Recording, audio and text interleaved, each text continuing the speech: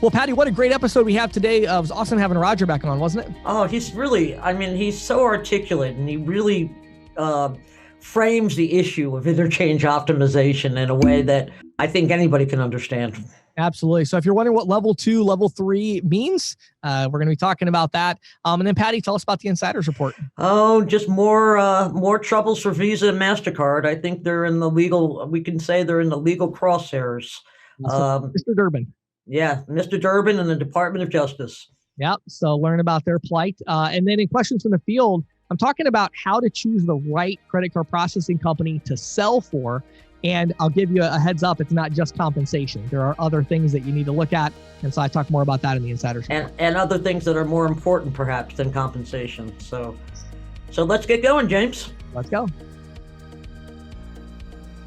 Welcome to the Merchant Sales Podcast.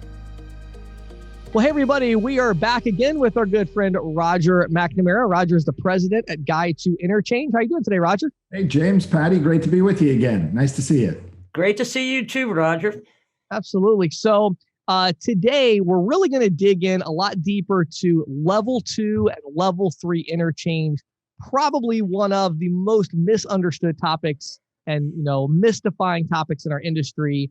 And we're going to talk about how individual agents and ISOs can leverage this information to their benefit. So, Roger, before we dive into that, I keep hearing all these things about you and about Guide to Interchange and the progress that you're making. So, give us an update. How's it going? What have you been doing? Give our listeners a little bit of an overview on an update on you and how you've been. Yeah, sure, James. We've been really busy. So doing a ton of ISO B2B merchant sales training. And James, a lot of that is due in part to the exposure that you and Patti have given Guide to Interchange. So really appreciate that. The one-day class that we offer has been a smash hit with ISOs to get them up to speed very quickly in the B2B space and all things selling in B2B. We've done it with singles, we've done it with multiples, we've done it with groups of 20 plus. I mean, it's just been a whirlwind of training day after day after day. So and delighted to talk about level 2 and 3 data today, because I think it's going to be really informative. Yeah, I agree. And actually, I want to throw out the first question, if you don't mind, James. Sure. Sort of like, Roger, can you maybe help me understand why ISOs and agents in this industry should be interested in really understanding level 2 and level 3? Well, optimization and what are the merchant pain points that this addresses? Yeah, well, it's a hot topic. I think interchange optimization is one, or probably the most important thing that ISOs understand thoroughly. Having a great tool like CC Sales Pro's tool for analyzing statements is the first step in that equation. I think it's important, Patti, though, to go back a little bit and talk about the history of level 2 and 3 and how it got created, because not a lot of people know this and where it came from. If you really think back to the advent of the first purchasing card in the US, it was in 1986. Right. And it was because the networks and the issuers figured there was an electronic way to get rid of the old purchase order system. Right. And the purchase order system was prevalent in most companies. If you wanted to buy something, you started a PO, hence the name purchasing cards. Right. And on that PO, there was a tremendous amount of information that passed department to department for approval, et cetera.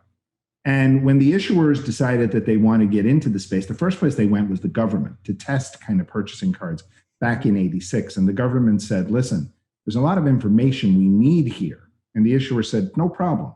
You know what? We'll go to the suppliers and we'll get the suppliers to give that information to us. Well, easier said than done. Right. In a lot of cases, the suppliers, didn't have the information, didn't want to work to get the information. It was laborious whatsoever. Mm-hmm. So the associations came up with these incentives, the level 2, level 3 rate reductions, in order to incent the suppliers to get that information, put it into their system and send it. Mm-hmm. Now, again, that plays very easy, or says very easy, plays hard. In the early days of 2 and 3 data, many places were not even passing it or thought they were passing it. Processors weren't certified to accept that data in their specs. And in some cases, data fell on the ground and merchants never realized the benefit of it. And it differs between associations. So Amex's requirements are different than Visa and MasterCard's, and even to the extent that Visa and MasterCard call it something different. Visa calls it level 2, level 3.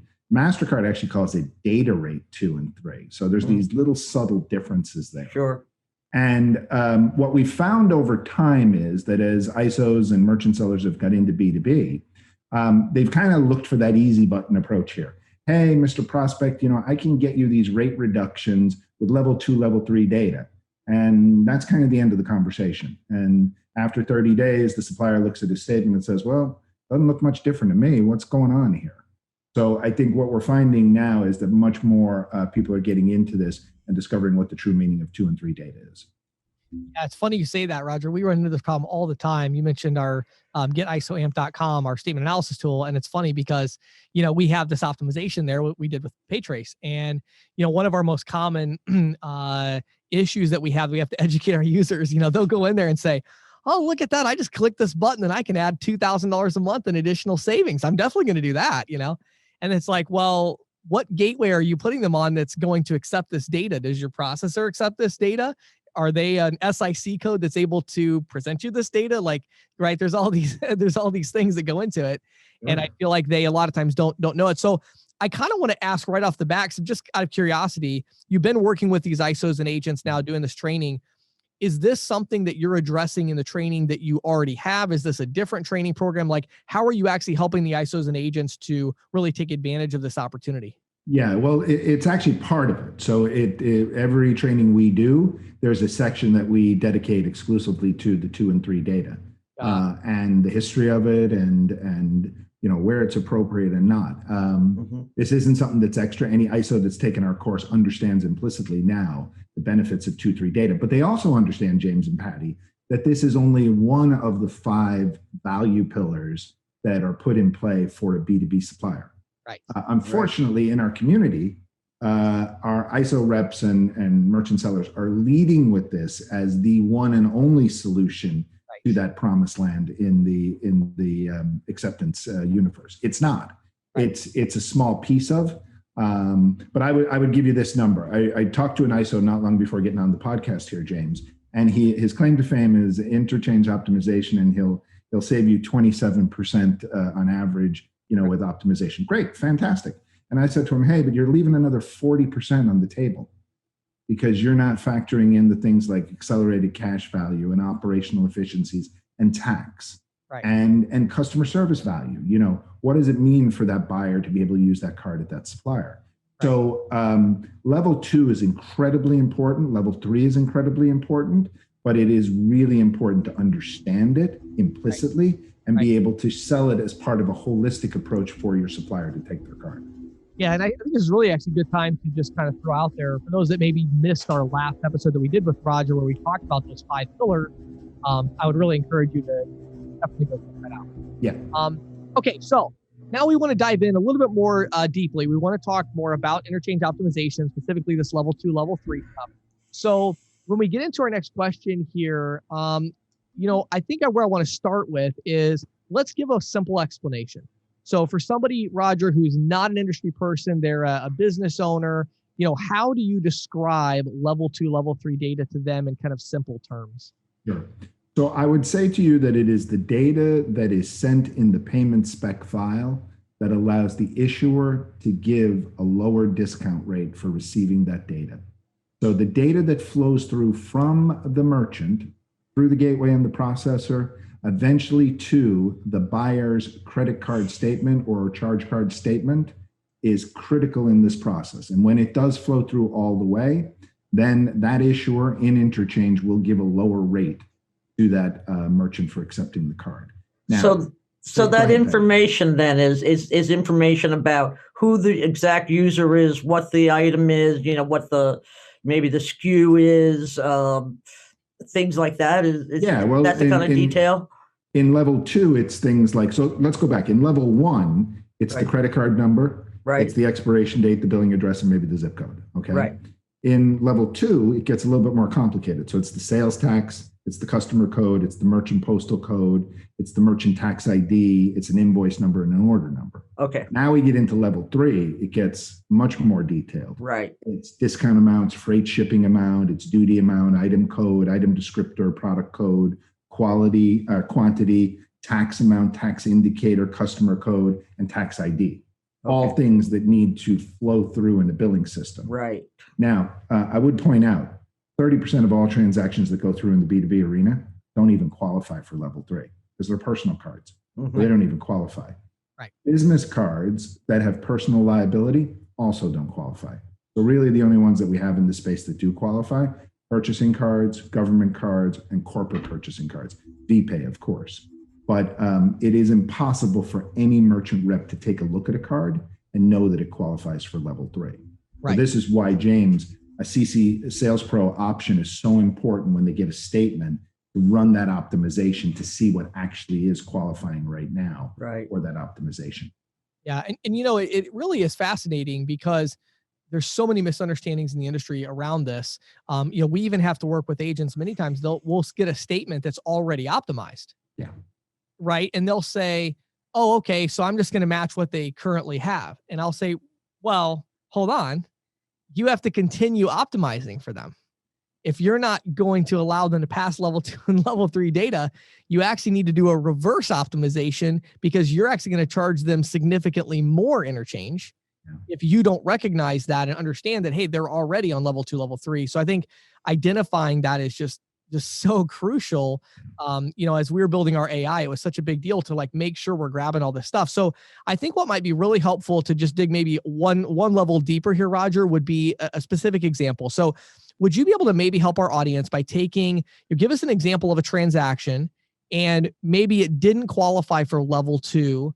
What would have to happen to get it to qualify for level 2 and then maybe even level 3? Could you give us maybe a specific example to help out? Yeah, so a specific example, and again, a gateway is a real good, I want to get the right word here, is a good segregator for this. You have excellent gateways like Paytrace who miraculously can take care of this. Yes. But in some cases, when an invoice number is not sequential, it will not qualify. And in gateways like Paytrace, they will actually electronically take care of that. So as the transactions come through, they will supply a sequential invoice number. So when that flows through the processor and back to the issuing card, it will have that sequential invoice number and qualify. If that were missing, it's quite possible that transaction could fall out and not qualify for the optimization. So that's just one simple example. That gateway has it locked down solid. I'm not sure how exactly the technology works on the back end, but an sequential invoice number not in play can be enough to knock out non-qual and a downgrade. So what you're saying here, if I'm hearing you correctly, is I'm a business. I own a business. I service other businesses. One of my business clients brings me a purchasing Visa card, and it's a business card, so it would qualify for this. And when I run this transaction through my gateway, I include all the information, the card number, the expiration date, the CVC code, I might even include my zip code, et cetera, but I don't include an invoice number. So in that scenario, I wouldn't qualify, and potentially maybe it wouldn't qualify for that level 2, versus if I did include an invoice number that would say, this is the invoice number for this transaction, then all of a sudden it would be level 2 and my interchange rate would go from maybe 2.25 down to 2.05 or something like that. Is that right? Yeah, absolutely, James, 100%. Unless you were using a gateway like Paytrace, and they automatically rectify that for you, which is a pretty cool deal, right? So let's talk about that. Actually, I had a question about that down further on my list. Anyway, I wanted to ask you. So let's talk about that. So when we look at this process of optimization, which basically just means we're sending additional data with the transaction, through to the issuer. We see these different gateways. Some are, processor agnostic. You mentioned Paytrace, there's Accept Blue and there's others. And then of course there's, processor specific ones. Many processors have their own gateway. In your experience, how much of this can really be automated, meaning, a lot of this data, merchant zip code and, other information about the merchant, the processor probably does have that information. So they could potentially automatically put in, you mentioned sequential invoicing. what percentage of this can really be automated versus needs to, involve somebody manually entering additional data? Well, if it can't be 100% automated, it can be manipulated in such a way as to mimic the actual. But here's what we have to bear in mind. The issuers who base Interchange goes back to are not in the business of giving away money. They're not sitting out there saying, hey, send me this data. I want to reduce your rate because I want you to pay less. Right. They're exactly sitting in the opposite position. They're sitting there saying, we hope we don't get this data because we don't want to give away the house, or we want to look for some reason not to give you a lower interchange rate. Right. So what I say to people is, listen, this is extremely important, but it isn't the be end and end all of everything that you will do with the supplier. It needs to be one component of your payment consulting process with them. You need to be able to educate them on what they need to do and the advantages of doing that, and what the reciprocation is back from that, a lower potential discount rate or interchange rate for these transactions. But you have to be quick to also tell them that, listen, this isn't a cure for every card. Right. They're going to wonder why they took a business card that had personal liability and why it didn't qualify. You know what? That's the rules. It just doesn't qualify. Are they out there broadcasting that and saying that? No, because that probably wouldn't be good for business. But there are some great tools out there that can assist. I guess where I would say this with 2 and 3, too many folks have relied upon it as a crutch, not fully understanding what the ramifications of it actually are.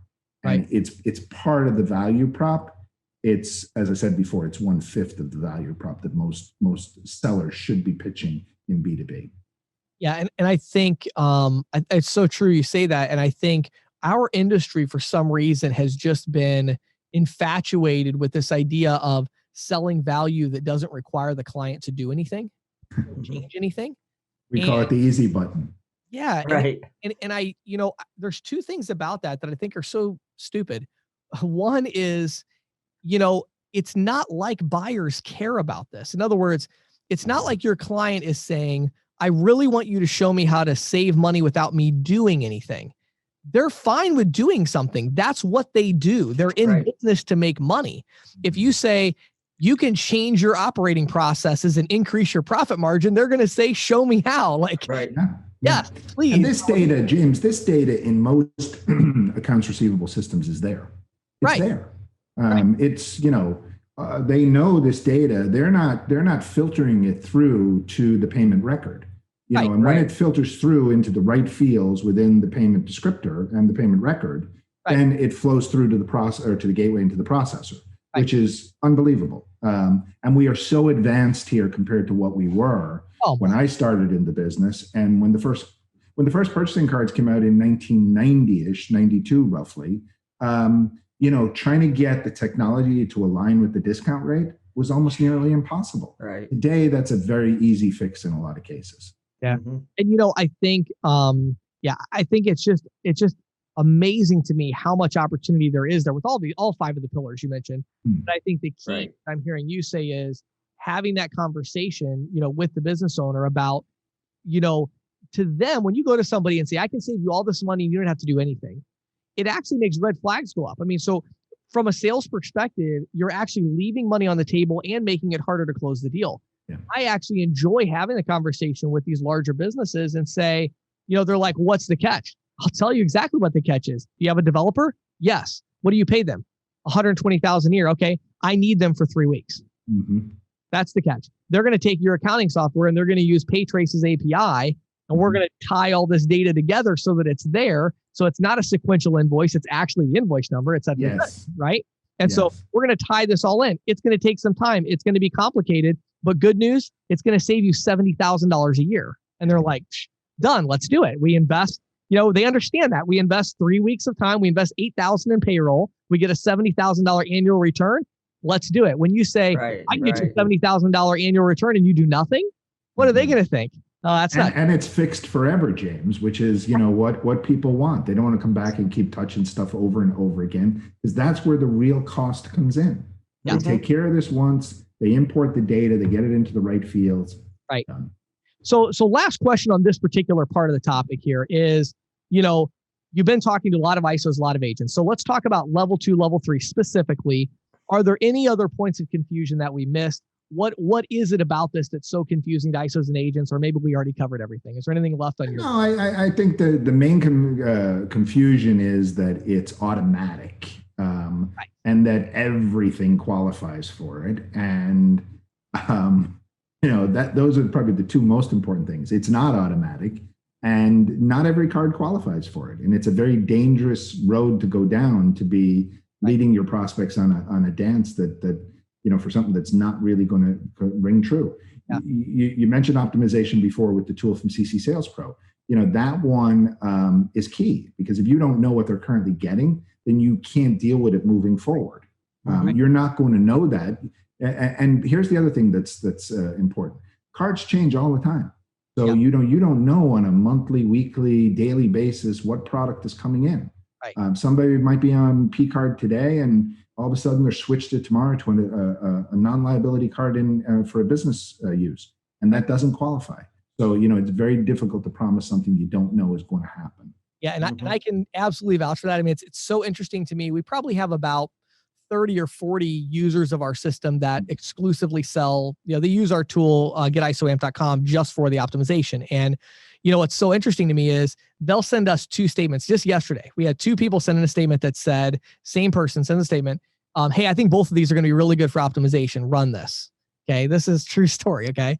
Yesterday, one of those had $7,300 a month in level 2, level 3 optimization potential. The other one, not quite as high a volume, but still pretty high volume, 6-figure volume a month, $3.40 something cents. Wow. And the reason is because what a difference. They thought both merchants were doing a lot of B2B, and the one wasn't. I mean, that's all there is to it. And until you get the statement and actually run the thing, and they didn't look at it, they just sent it in, because they don't have to look at it anymore. They just send it in. But our AI broke it down and said, look, these card types don't qualify in the other one. And so they were pleasantly surprised with the one, a little disappointed with the other one, but that's just the reality of what it is. You can't just eyeball a statement and say, I can probably give you 15 basis points of savings on, you have no idea unless you're going line by line down through that interchange table and really separating it out. So let's transition a little bit here, Roger, and talk about sales. Okay. Yeah. So we've talked about level 2, level 3. Obviously, if this all sounds like Greek to you, get Roger's training program, one day immersive, all that, and we'll talk more about that in a minute. But if you do understand it and you're ready to go out there and sell it, let's talk about that side of it. So, what would you say are the first steps, Roger, for an ISO or an agent to really start to move towards generating sales with this knowledge about optimization and the 5 pillars? What are the first steps for them to take to kind of move in that direction and start selling people? Well, I think for anybody, and we covered this in our training too, James, is to understand the B2B business is not so much, I don't want to say they're not focused on price, because they are, but if we use the traditional methods of selling B2B that we used in B2C, we will get the same results. And we don't need that. The problem in B2B today, because the suppliers don't understand what they're doing in a lot of cases, is we don't have card opened up fully to its full potential. Right. So we'll have B2B merchants who suppress, surcharge, do a million other things. Some customers can come in and use and can't. So I think for anybody, the first step is understanding the totality of B2B and how different it is from B2C. I think then the second thing is to understand, what are the competitive forces here? The competitive forces in B2C are either you take credit or you don't. That's it. Because cash is one of those things today that was a competitive force 25 years ago. Not so much today. It's unheard of for a business in the B2C world not to play in the credit space. In the B2B world, that's different. They have competitive forces in the form of check, ACH, wire. And here's the hard part. They're all less expensive than plastic. Right. So how does that seller translate all this, including level 2, level 3 data, to get that person in a place where they believe that plastic is competitive with check, ACH, and wire? It can be done. But today what we're doing is we're selling it the same way that we sold in the B2C space. And that's why a lot of people struggle in B2B. But let me rephrase that. That's why people sell in B2B and don't optimize. I don't mean to use that word too much, but optimize what they get from the supplier in terms of volume. Right. So in other words, unlike businesses that are B2C, meaning merchants that are selling to consumers, merchants that are selling to other merchants, to other businesses, doing these B2B transactions, you're saying that for them, it's not like it is in the B2C world where it's like, sure, we'll take card, we'll take whatever you'll give us, we'll take it.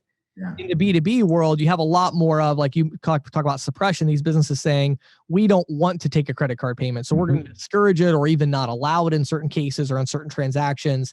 But what you're saying is, it sounds like the key is, as these salespeople, they need to understand the whole value proposition to go into these suppliers, these B2B companies, and really make the idea of accepting cards a compelling. Because if you're not, James, all you're doing is selling price. And again, there are some players out there in the B2B space that, believe that selling something at 1.5% or 2% is going to get them volume. It may. But I'm saying, why would you want to do that? You can go and offer net effective cost of 80 basis points versus 3%. You'd want to know how you can get your merchant to look at this in a different way. And I think that's the opportunity that exists. There's huge potential here. You and I talked about this before, Patti, and you and I as well. This is a $20 trillion opportunity. Only 8% of transactions in B2B today go on plastic, meaning 92% go somewhere else. Wow. So our side of the equation, the plastic people over here, the acquirers, should be concerned about that. We don't have a share that represents. Now, if you go to B2C and we apply that same logic, probably flip. We've got 95% of that share over there. Right. So in this space, we're deficient, and we're deficient because we haven't taken the time to really peel back the layers on this to discover it. We've just rushed in, applied a couple of Band-Aids, and we're hoping for the best. When we step back a little bit and we uncover what we don't know, and then we present that to our finance types at these organizations, it ups our success quotient exponentially. So Roger, is that the big challenge, or are there other challenges that the individual agent has, in making that transition from traditional card processing to interchange optimization? Well, James, and you will appreciate this. I would say the biggest challenge in the ISO world right now is that for the longest time, the ISOs have had a wonderful run in the business consumer space. An absolute mega knock it out of the park run. Right. And COVID has taught us a lot. COVID has given us pause. It's cut residual income. It's cut volume at accounts. And now a lot of people understand that they do need to change. They do need to go after new markets. But the secondary challenge from that is, within the ISO world, Patti, ISOs have never had to fork out or pay for training ever in their career. Now there's opportunities, but they cost a little money to get there. And this sometimes can be a struggle for them to balance. Hey, what can I get versus the value that, or what value can I get versus the money I'm spending? So, when I talk to ISOs a lot, I do see them, and we're priced really competitive in this space, but I see ISOs go, wait a second, I've been in this business for 30 years. I haven't spent $100. Why would I spend that? And we've got to get to a place where we understand that B2B is a different animal, and we've got to get there. We've got to get there somehow. I actually have a really funny story there. Sorry to cut you off, Patti. That's okay. I had to cut in. It's so funny. So literally right before this podcast interview that we're recording, I was talking to an ISO owner in Canada, and we're starting to do some work together. And I'm helping him with the call center, merchant services, different things. And we were talking about sales training, and it was just funny how the opposite perspective of what you just said, Roger, in other industries, because this guy was saying, I'm so glad that I was able to connect with you today, because I was really thinking about going with Grant Cardone and getting some training from Grant Cardone's company.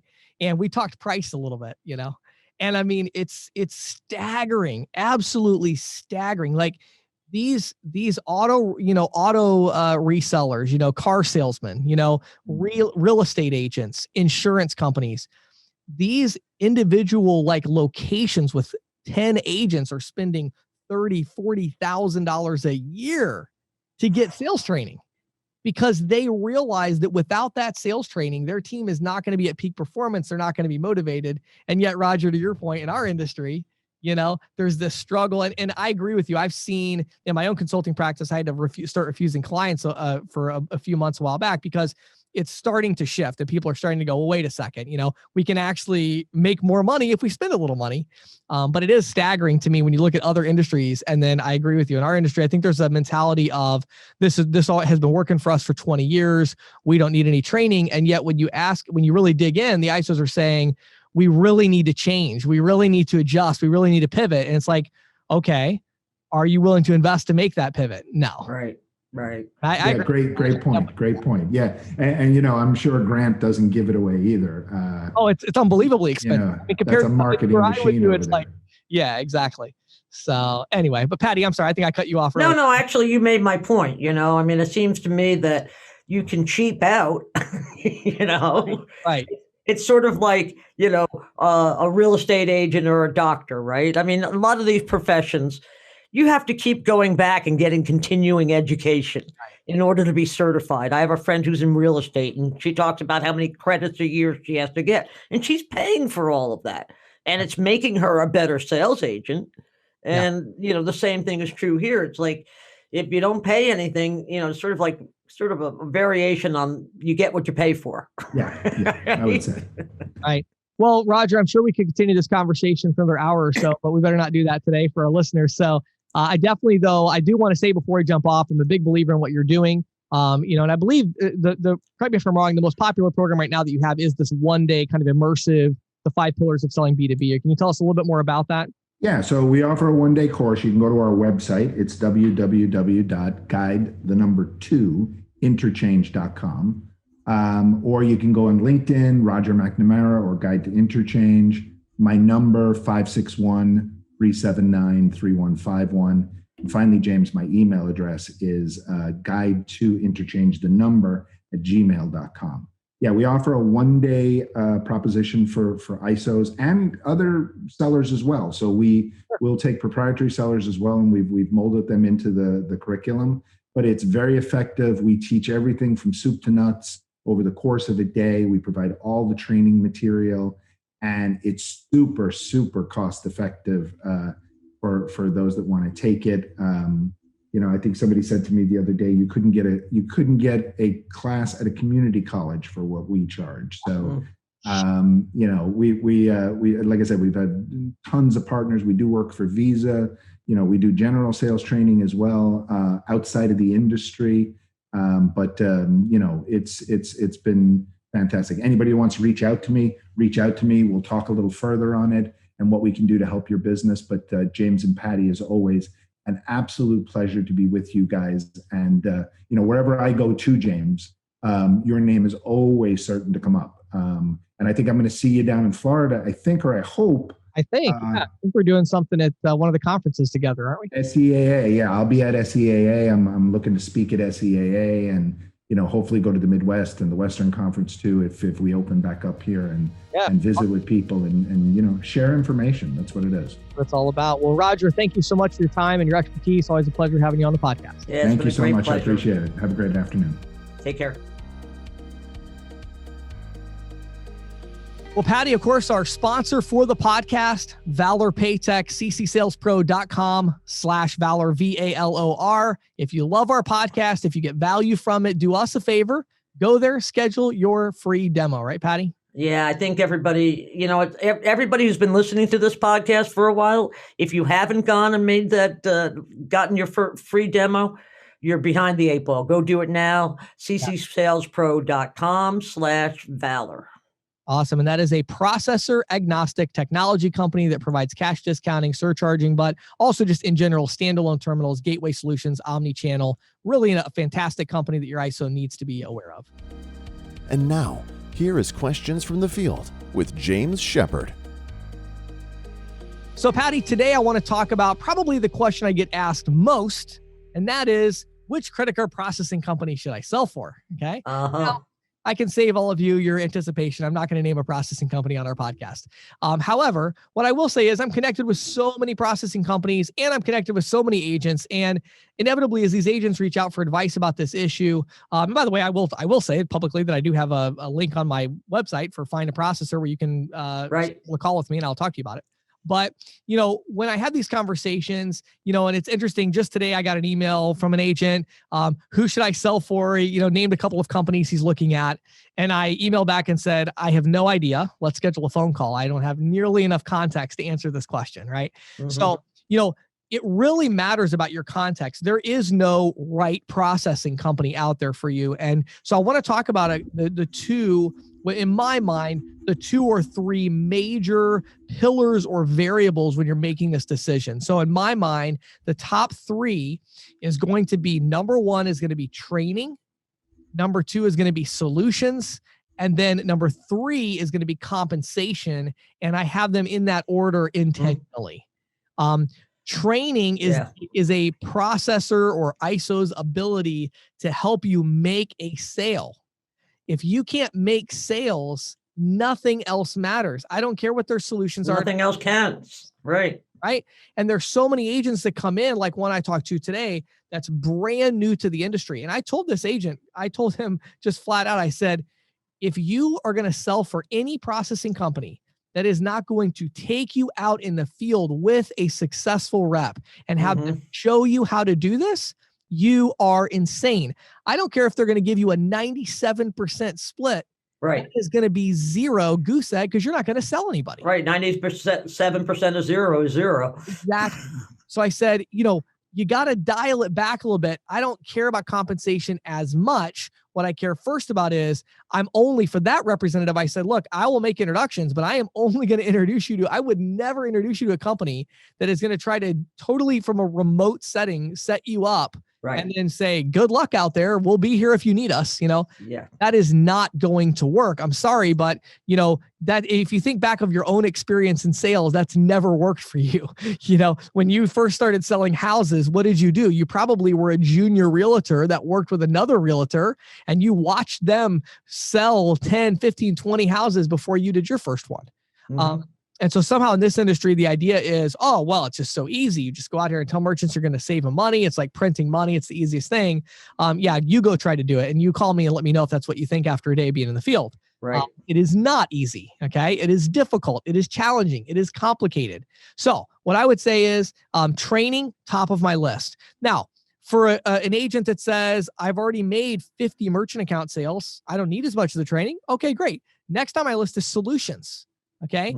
Solutions. With solutions, I'm going to throw in support with that. So it's solutions and support. But the idea is a solution includes support, meaning what are you going to provide to the merchant? What kind of point of sale options do they have? What kind of gateway options do they have? If you're selling cash discounting, do they have any kind of reasonable technology like our sponsors, Valor Paytech?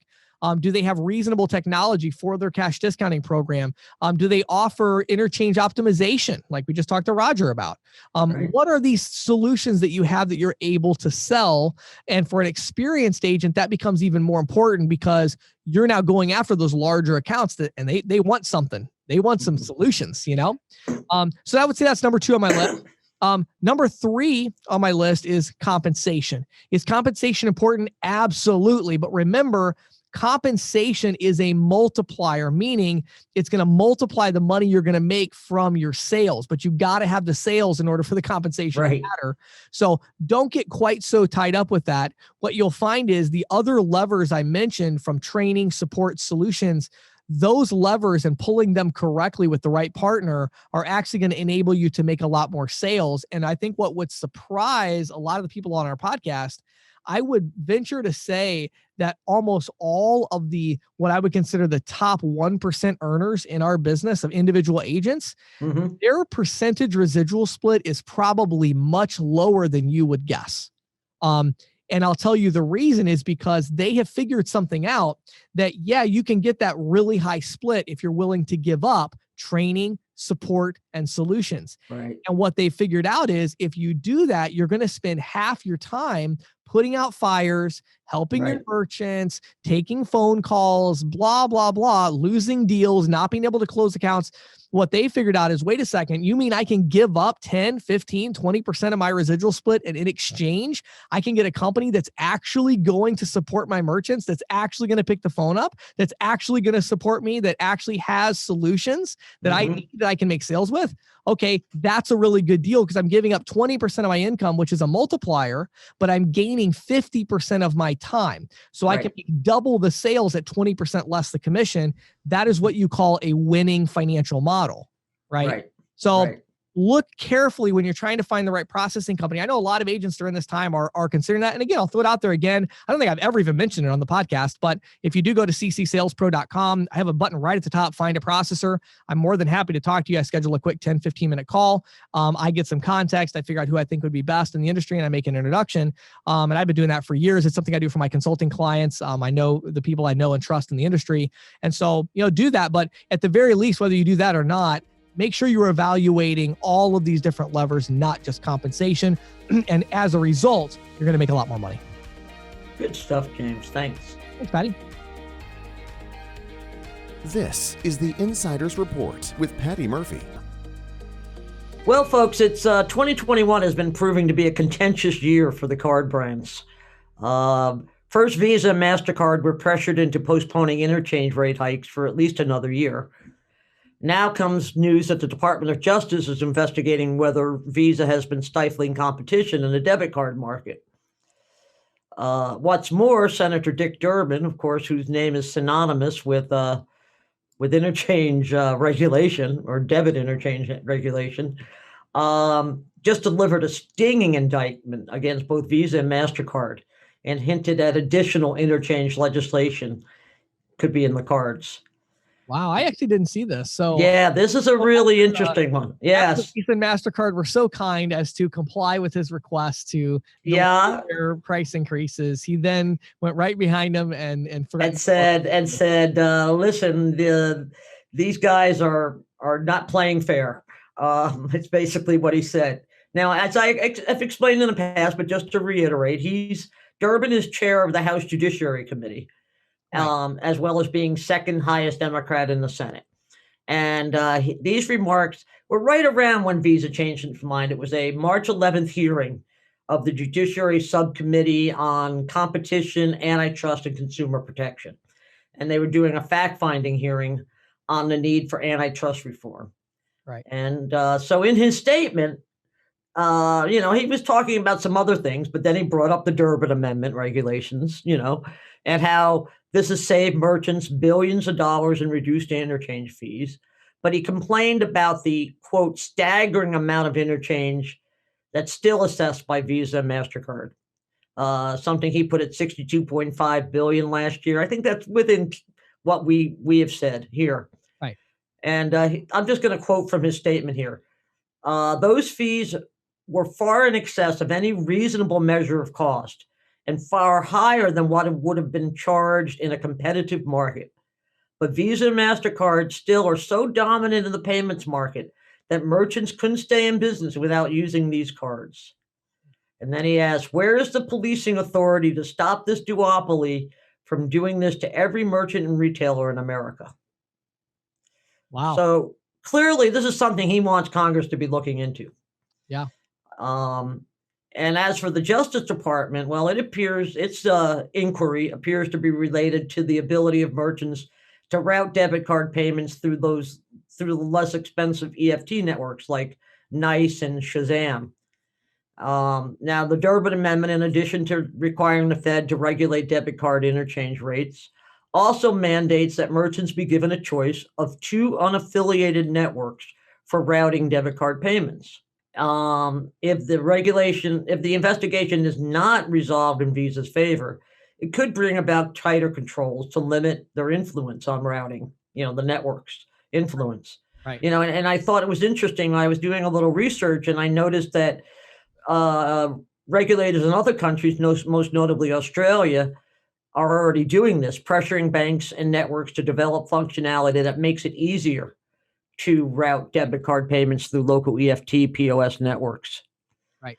And the issue, I think, is really coming to a head because of the increased use of debit cards for contactless and other what they call pinless debit transactions, in a card not present environment.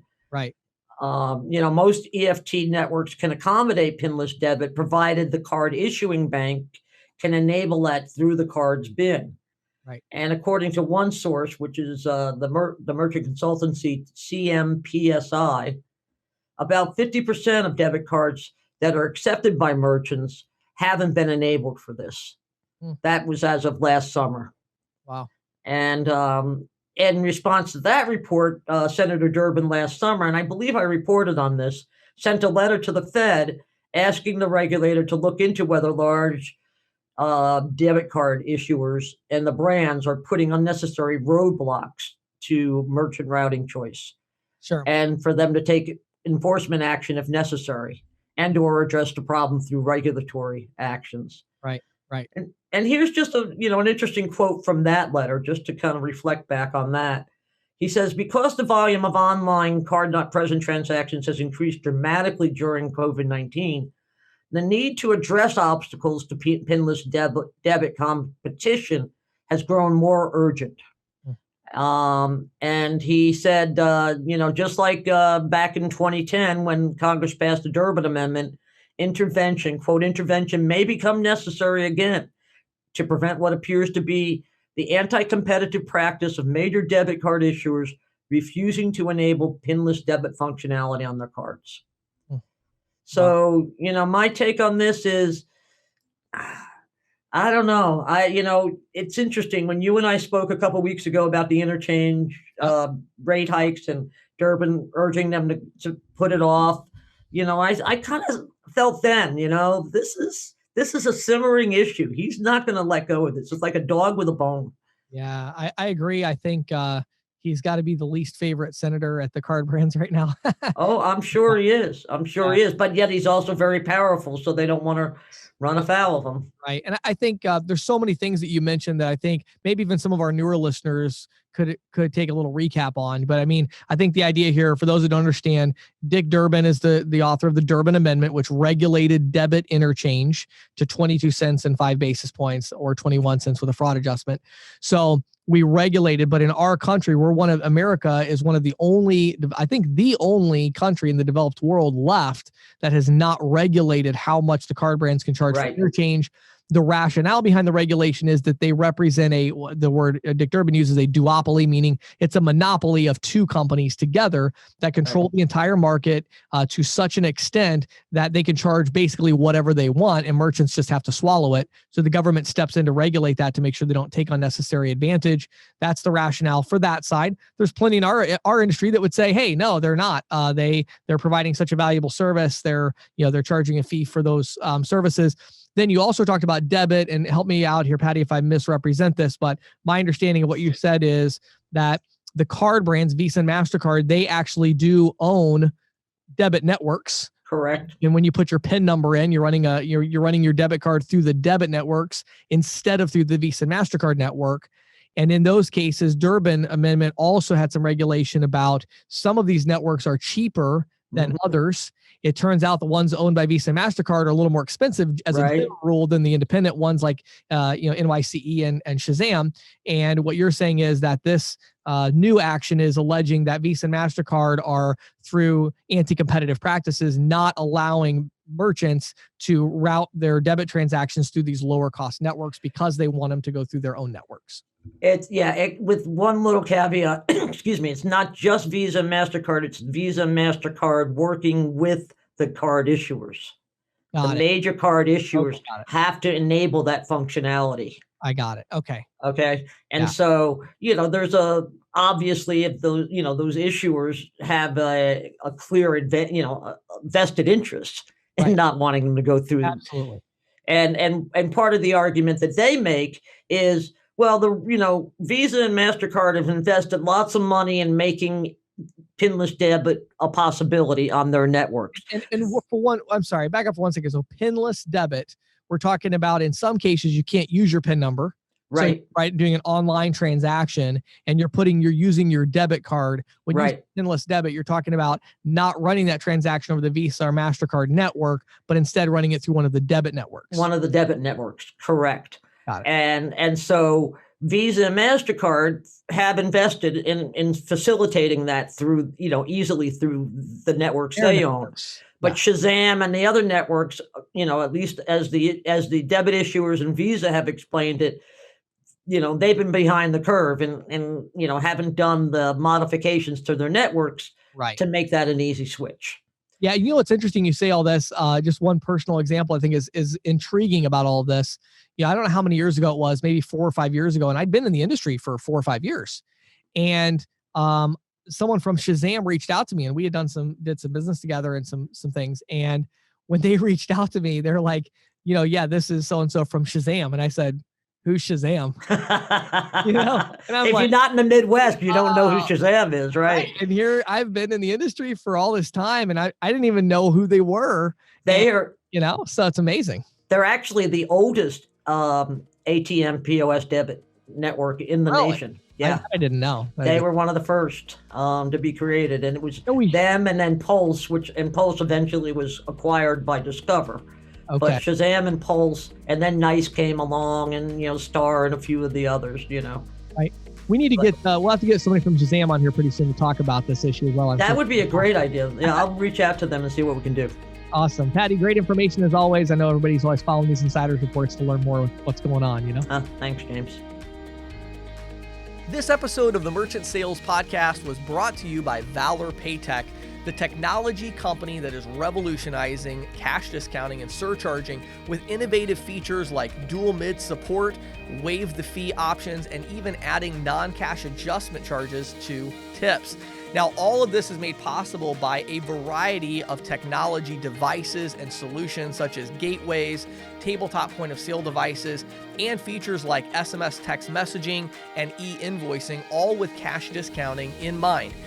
Valor Paytech, bold ideas, smart execution. Make sure you head over to ccsalespro.com/Valor, VALOR, ccsalespro.com/Valor, VALOR. Schedule your free demo today and watch videos and learn more about this amazing technology solution. Thank you for listening to the Merchant Sales Podcast. Whether you are an industry veteran, processing executive, or just trying to learn about the payment space, we appreciate your time. The Merchant Sales Podcast is a joint production of greensheet.com and ccsalespro.com, and we hope you will tune in next week for more information and tips on building your merchant services business.